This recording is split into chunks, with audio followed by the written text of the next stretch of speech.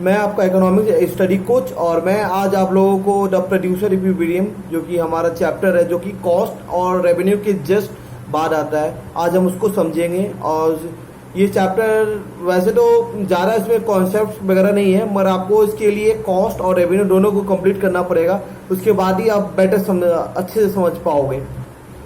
तो बेसिकली आपने consumer equilibrium पढ़ा होगा और आज अब हम प्रोड्यूसर इक्विलिब्रियम पढ़ेंगे। तो इक्विलिब्रियम एक ऐसा सिचुएशन है जहाँ पे जैसे कंज्यूमर के फॉर्म में कंज्यूमर को मैक्सिमम सेटिस्फैक्शन मिलता है और प्रोड्यूसर के फॉर्म में प्रोड्यूसर जहाँ पे मैक्सिमम सेटिस्फैक्शन, जहाँ पे प्रोड्यूसर को मैक्सिमम सेटिस्फैक्शन मिलता है। तो बेसिकली आप जानते हो प्रोड्यूसर जो है उसको कब मैक्सिमम सेटिस्फैक्शन मिलेगा, जब उसकी जो प्रॉफिट होगी वो हायर होगी, वो अपने प्रॉफिट से काफी सेटिस्फाइड होगा, तभी इसको इक्विलिब्रियम, तभी वो सेटिस्फाइड होगा।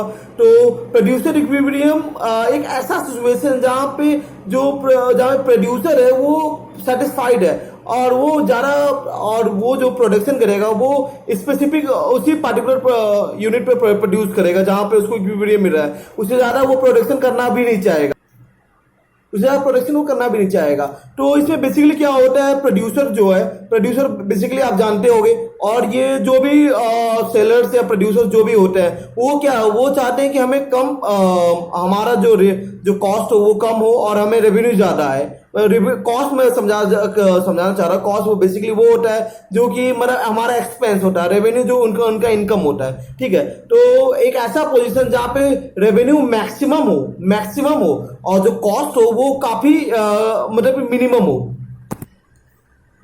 और इस पोजीशन को हम स्टेट ऑफ रेस्ट भी बोलते हैं।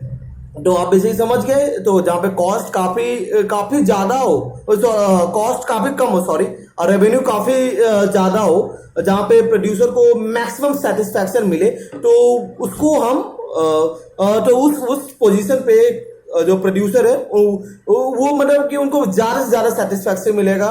कंज्यूमर इक्विलिब्रियम के फॉर्म में जस्ट अपोजिट, उसके जस्ट अपोजिट पे आप शिफ्ट हो जाओ तो ये हमारा प्रोड्यूसर इक्विलिब्रियम हो जाएगा।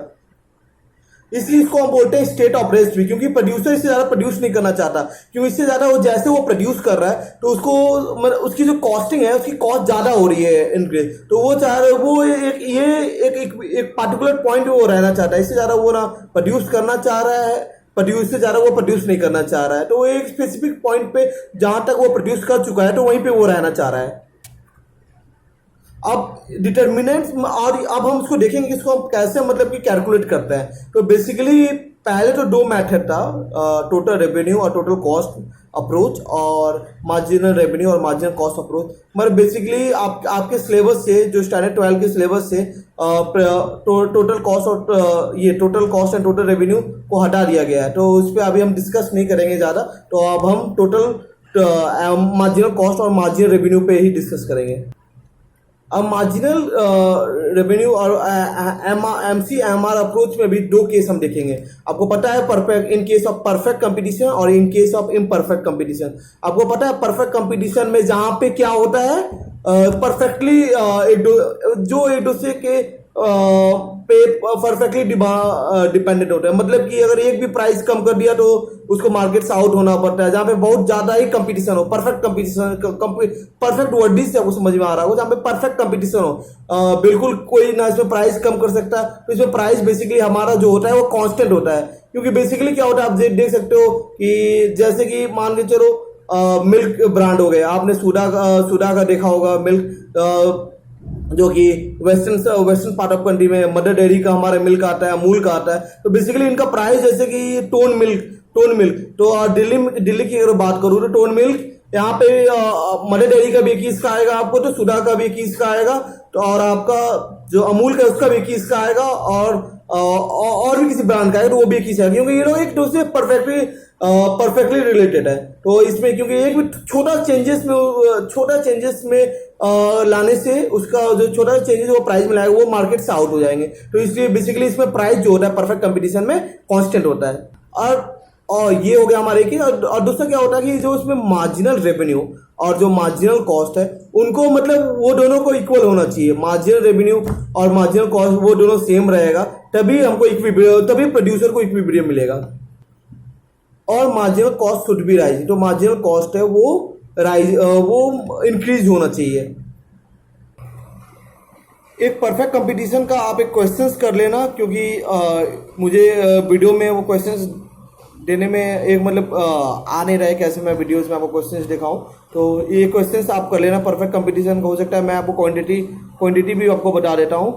1 to 6 तक आप क्वांटिटी ले लो 1 to 6 तक, और जो हमारा जो टोटल रेवेन्यू है उसको पहला 1 के केस में ये होना चाहिए हमारा 10 टोटल रेवेन्यू 10 से इंक्रीज करो 10, 20, 30, 40, 50, 60, और जो टोटल कॉस्ट है वो उसको 15 टोटल कॉस्ट है पहले केस में 15, 27, 37, 45, 55, 67। तो ये क्वेश्चन को सॉल्व करो, इसमें MR MC आ जाएगा आपका।